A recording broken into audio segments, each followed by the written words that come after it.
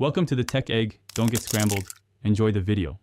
You begin by preparing the essentials, a Google account and the domain you will protect. Once done, go to the reCAPTCha admin console and choose the version that fits your needs. V2 for visible checkbox interaction, V3 for score-based checks. Make sure to register the site name and domain exactly, then copy both the site key and secret key immediately. You need both keys to proceed. Keep the secret key private. Now head to your web project to place the site key into the front end.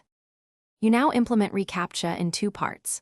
First, insert the client-side script tag and widget using the site key, render the checkbox or call execute for V3. Then, when the user completes the challenge, send the return token to your backend. On the server, validate that token with Google's verification endpoint using the secret key over HTTPS. Parse the success flag and risk score if present.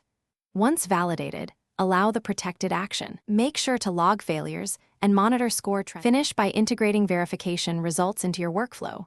Allow trusted responses, challenge or block risky ones, and apply rate limits for repeated failures. Once done, monitor site traffic and error logs to spot false positives.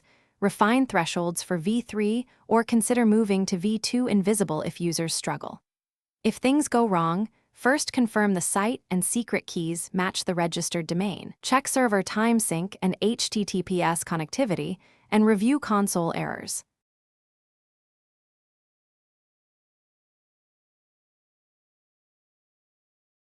Thanks for watching. Consider subscribing if I helped unscramble your problems.